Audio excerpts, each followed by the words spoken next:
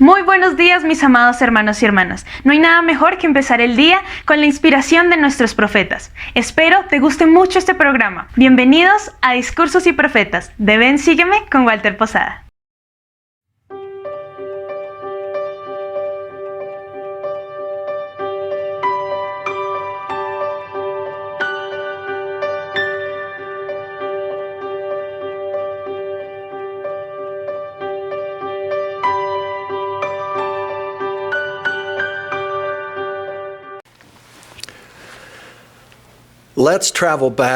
Remontémonos a la calurosa tarde del 24 de julio de 1847, alrededor de las 2 de la tarde, luego de un difícil viaje de 111 días y con 148 miembros de la iglesia que formaban el primer grupo en dirigirse hacia el oeste.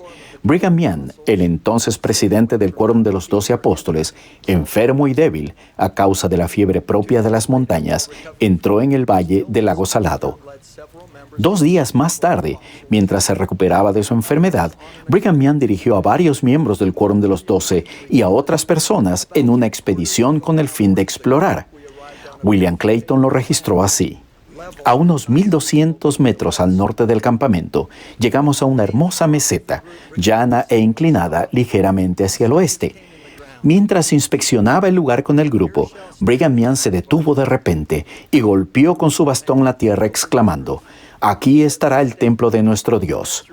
Uno de sus acompañantes era el elder Wilford Woodruff, quien dijo que esa declaración lo atravesó como un relámpago y clavó una rama en la tierra para marcar la huella que dejó el bastón del presidente Young. Se escogieron unas 16 hectáreas para el templo y se decidió que la ciudad debía construirse formando un cuadrado perfecto al norte y al sur, al este y al oeste, y que el templo debió ocupar el lugar central. En la Conferencia General de abril de 1851, los miembros de la iglesia votaron unánimemente para sostener la moción de construir un templo en el nombre del Señor. 2 años más tarde, el 14 de febrero de 1853, Heber C. Kimball dedicó ese lugar en una ceremonia pública a la que asistieron varios miles de santos y se dio la primera palada de los cimientos del templo. Meses después, el 6 de abril, se colocaron y dedicaron las enormes piedras angulares del templo en unas elaboradas ceremonias que incluyeron bastoneros y bandas de marcha y una procesión encabezada por líderes de la iglesia desde el antiguo tabernáculo hasta el terreno del templo, y se ofrecieron discursos y oraciones en cada una de las 4 piedras. En la ceremonia de la palada inicial, el presidente Young recordó que había tenido una visión al pisar por primera vez ese lugar, cuando inspeccionaban el terreno del valle, y declaró: «Supe entonces, así como sé ahora, que este era el terreno en el que se debía erigir un templo. El lugar se encontraba ante mí». 10 años después, Brigham Young hizo la siguiente declaración profética durante la Conferencia General de octubre de 1863. «Quiero ver el templo edificado de manera que resista durante todo el milenio. Este no será el único templo que construyamos. Habrá cientos de templos edificados y dedicados al Señor. Este templo será conocido como el primer templo edificado en las montañas por los santos de los últimos días. Quiero que ese templo se erija como un orgulloso monumento a la fe, la perseverancia y la laboriosidad de los santos de Dios en las montañas». Unos años más tarde, en la Conferencia General, Brigham Young reiteró: «Hemos comenzado un templo que quiero que resista 1000 años cuando la tierra repose». Al repasar este breve relato, me maravilla la evidencia de Brigham Young.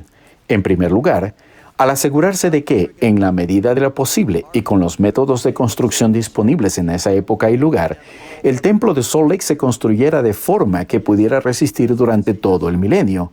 Y, en segundo lugar, al profetizar acerca de la proliferación de futuros templos en todo el mundo, incluso por centenares. Al igual que Brigham Young, nuestros profetas actuales inspeccionan el templo de Salt Lake y al resto de los templos con mucho cuidado. A lo largo de los años, la primera presidencia ha deliberado en consejo, ocasionalmente con el obispado presidente, para asegurarse de que los cimientos del templo de Salt Lake sean sólidos. Cuando yo prestaba servicio en el Obispado Presidente, a petición de la primera presidencia, hicimos una inspección general de las instalaciones del Templo de Salt Lake, que incluía una evaluación de los últimos avances en las técnicas de diseño y construcción antisísmicas. Estas son partes de la evaluación que se presentó en aquel entonces a la primera presidencia. En el diseño y la construcción del Templo de Salt Lake se utilizaron los mejores recursos de ingeniería, mano de obra especializada, materiales de construcción, mobiliario y otros recursos disponibles de esa época. Desde su dedicación en 1893, el templo ha permanecido firme y ha constituido un emblema de fe y esperanza y una luz para las personas. Se ha tenido sumo cuidado en manejar, limpiar y mantener el templo en buenas condiciones. El exterior de granito y los travesaños y las vigas de soporte del suelo interior se encuentran en buen estado. Hay estudios recientes que confirman que el lugar escogido por Brigham Young para el templo tiene un suelo muy bueno y cualidades de compactación excelentes.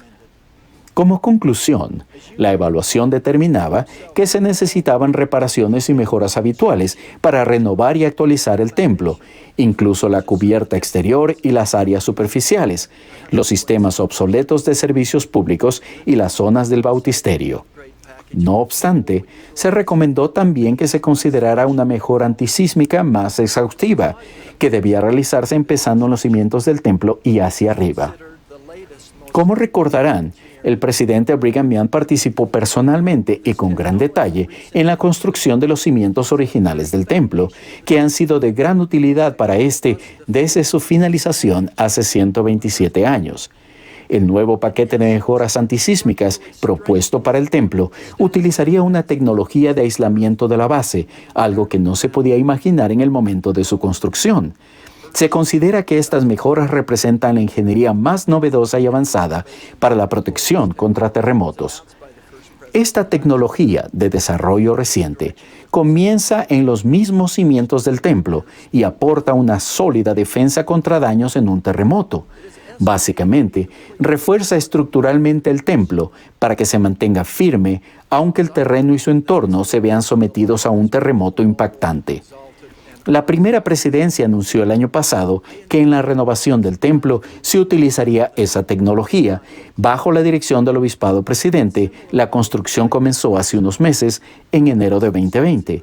Se calcula que se terminará en unos 4 años aproximadamente. Cuando contemplo los próximos 4 años de la vida de este hermoso, noble, exaltado e impresionante templo de Salt Lake, los imagino como un tiempo de renovación más que un tiempo de clausura. De manera similar, podríamos preguntarnos, ¿en qué forma esa extensa renovación del templo de Salt Lake podría inspirarnos a experimentar nuestra propia renovación, reconstrucción, renacimiento o restauración espiritual? Una mirada introspectiva podría revelar que también nosotros y nuestras familias podríamos beneficiarnos de realizar una labor necesaria de mantenimiento y renovación, e incluso mejoras antisísmicas. Podríamos iniciar ese proceso preguntándonos, ¿cómo son mis cimientos? ¿Cuáles son los componentes de las piedras angulares de paredes gruesas y estables y sólidas que forman parte de mis cimientos personales en los que se apoya mi testimonio? ¿Cuáles son los elementos fundacionales de mi carácter espiritual y emocional que nos permitan a mí y a mi familia permanecer firmes e inamovibles e incluso resistir los impactantes y tumultuosos terremotos que con certeza tendrán lugar en nuestra vida? Los acontecimientos similares a un terremoto suelen ser difíciles de predecir y se presentan en distintos niveles de intensidad. Batallar contra preguntas o dudas, afrontar la aflicción o la adversidad, o esforzarse por superar ofensas personales relacionadas con líderes, miembros, doctrina o normas de la Iglesia. La mejor defensa contra todo ello se encuentra en nuestros cimientos espirituales. ¿Cuáles podrían ser las piedras angulares espirituales de nuestra vida personal y familiar? Quizás sean los principios simples, sencillos y preciados de vivir el Evangelio.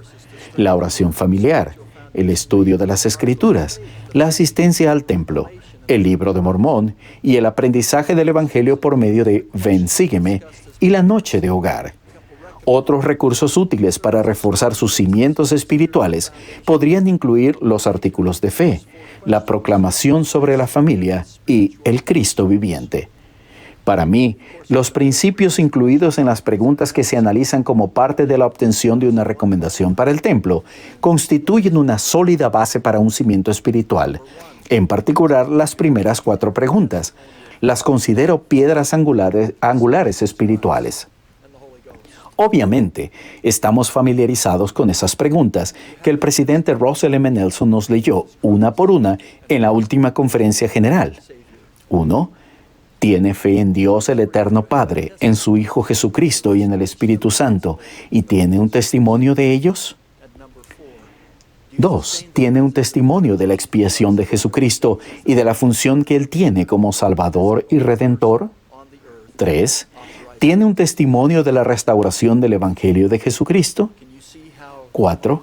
Apoya al presidente de la Iglesia de Jesucristo de los Santos de los Últimos Días como el profeta, vidente y revelador, y lo reconoce como la única persona sobre la tierra autorizada para ejercer todas las llaves del sacerdocio. ¿Pueden ver cómo podrían considerar que estas preguntas son elementos valiosos para sus cimientos personales que sirvan de ayuda para edificarlos y reforzarlos? Pablo enseñó a los efesios acerca de una iglesia edificada sobre el fundamento de los apóstoles y profetas, siendo la principal piedra del ángulo Jesucristo mismo, en quien todo el edificio, bien coordinado, va creciendo para ser un templo santo en el Señor. Uno de los mayores gozos de mi vida es poder conocer a miembros de la iglesia de todo el mundo que son ejemplos vivientes de la fe en Jesucristo y en su Evangelio, y sentirme inspirado por ellos. Han establecido cimientos personales sólidos que les permiten resistir, con una comprensión constante y un gozo profundo y perdurable, los terremotos que han sacudido su vida. Para reflejar esto de una manera más personal, hace poco hablé en el funeral de una hermosa, enérgica y joven esposa y madre que también era amiga de nuestra familia. Ella era una decidida jugadora de fútbol de primera división cuando conoció y se casó a su esposo, quien estudiaba odontología. Fueron bendecidos con una hermosa y precoz hija. Ella se enfrentó valientemente a varios tipos de cáncer durante 6 difíciles años. A pesar de la aflicción emocional y física que siempre estaba presente en su vida, ella confiaba en su amoroso Padre Celestial y, con frecuencia, muchos de sus seguidores en las redes sociales citaban una frase por la que era muy conocida: Dios está en los detalles. En una de sus publicaciones en las redes sociales, escribió que alguien le había preguntado: ¿cómo puedes seguir teniendo fe con todo el dolor que te rodea? Ella respondió firmemente con estas palabras: porque la fe es lo que me hace seguir adelante en estos oscuros momentos. Tener fe no significa que no te vaya a ocurrir nada malo. Tener fe me permite creer que de nuevo habrá luz, y esa luz será incluso más brillante porque he caminado a través de la oscuridad. Por mucha oscuridad que haya presenciado a lo largo de los años, he sido testigo de mucha más luz. He visto milagros, he sentido la presencia de ángeles, he sabido que mi Padre Celestial me sostenía. No hubiera experimentado nada de eso si la vida fuera fácil. Quizá desconozca el futuro de esta vida, pero no es así con mi fe. Si escojo no tener fe, estoy escogiendo caminar únicamente en la oscuridad, porque sin fe, lo único que queda es oscuridad. Su inquebrantable testimonio de fe en el Señor Jesucristo, en sus palabras y en sus actos, fue una inspiración para los demás.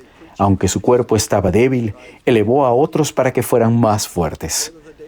Al igual que esta hermana, pienso en otros innumerables miembros de la iglesia, guerreros como ella, que caminan cada día con fe, esforzándose por ser discípulos verdaderos e inmutables de nuestro Salvador Jesucristo. Aprenden de Cristo, predican de Cristo y se esfuerzan por imitarlo.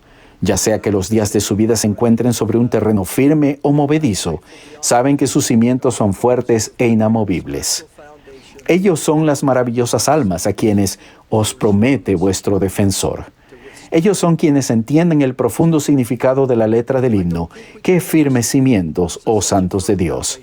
Me siento infinitamente agradecido por poder caminar entre aquellos que han preparado unos cimientos espirituales dignos del nombre de santos y que se encuentran suficientemente fuertes y seguros como para aguantar las muchas conmociones de la vida. Creo que no puedo exagerar la importancia que tienen tales cimientos en nuestra vida personal. Esta verdad se enseña a nuestros niños de la primaria, aun cuando sean muy pequeños. En roca el hombre sabio construyó, y la lluvia descendió, y la lluvia cayó, y todo se inundó, y la casa en la roca se quedó. Las Escrituras refuerzan esta doctrina fundacional. El Salvador enseñó al pueblo del continente americano: y si hacéis siempre estas cosas, benditos sois, porque estáis edificados sobre mi roca. Pero aquellos que de entre vosotros hagan más o menos que esto, no están edificados sobre mi roca, sino sobre un cimiento arenoso. Y cuando caiga la lluvia y vengan los torrentes y soplen los vientos y den contra ellos, caerán. Los líderes de la iglesia esperan sinceramente que las importantes renovaciones del templo de Salt Lake contribuyan a que se cumplan el deseo de Brigham Young de ver el templo edificado de manera que resista durante todo el milenio.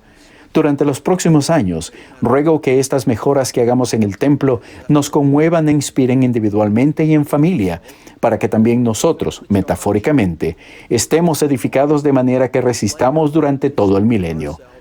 Así lo haremos conforme llevemos a cabo el encargo del apóstol Pablo de ir atesorando para nosotros un buen fundamento para el tiempo que está por venir, que echemos mano de la vida eterna. Ruego fervientemente que nuestros cimientos espirituales sean seguros, que nuestro testimonio de la expiación de Jesucristo y de su función como nuestro Salvador y Redentor se convierta en nuestra principal piedra angular. En su nombre, sí, Jesucristo. Amén. Espera, no te vayas todavía. Recuerda que tenemos muchos contenidos para ti. Elige el que más te gusta, aquí en Ven, Sígueme con Walter Posada.